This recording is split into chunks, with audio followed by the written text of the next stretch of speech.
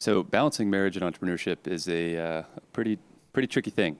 I think it takes two people who are incredibly dedicated to each other and the relationship, and are willing to constantly work on the relationship as well as make trade-offs. Because I think one of the things that we could probably both talk about in our experience is, you can't do it all at the same time. I think it's also involved shifting our roles often, sometimes playing more of a support role, sometimes, needing to be supported, and there having to be a fluidity to that. But yeah, I'd say often it feels like, and this might not be having dual entrepreneurship, it might just be balancing career and home life. I think in general, you often feel like somebody's getting the short end of the stick. Well, and one thing that I think is really important too, we have two children that are 6 and 5. And, between being fully present and available for the kids and being really involved in their lives in school versus being super involved at work and our employees' lives and spending enough time to build and cultivate a relationship with managers or suppliers or partners, and then, of course, each other. It's oftentimes, I think, easy for couples to deprioritize the relationship. And, I think that when at various times we have found that waning, we've, I think, fortunately been able to identify that and find ways like, oh yeah, let's go on date night. And because everything, I think, falls apart unless life at home is strong, unless our relationship is strong. And so absolutely. Yeah. Go first, since I kind of went first on this anyway. He started his business before I started Lunya.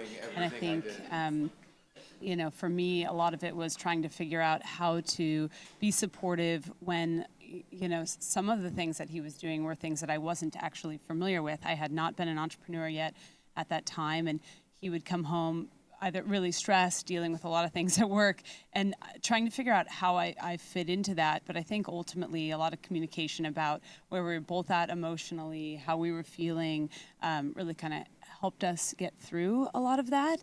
And then I think, when the roles reversed, honestly, I think we had to redefine what that dynamic was going to look like. And I wouldn't say we've got it all figured out, but I would definitely say we're a constant work in progress. Well, and I do think it's really important for both spouses to not only communicate incredibly well, but be willing to reevaluate expected gender roles and roles at home and whatnot. And so, and I think Ashley has been incredibly good at helping me identify areas where I can be better to really support her in ways that would be really valuable to her, in ways that I didn't really expect previously. And so, and some of this may sound trivial, but literally like being consistently reliable to cook breakfast for the kids or take them to school or go to various parent-teacher conferences or do certain things, and also aligning schedules has been something we've needed to figure out how to do. And then, of course, weekend planning and social planning, and just all of the things. It takes a team. Yeah, one tip that I think we found kind of later in this experience, but we read that book, the Love Language book.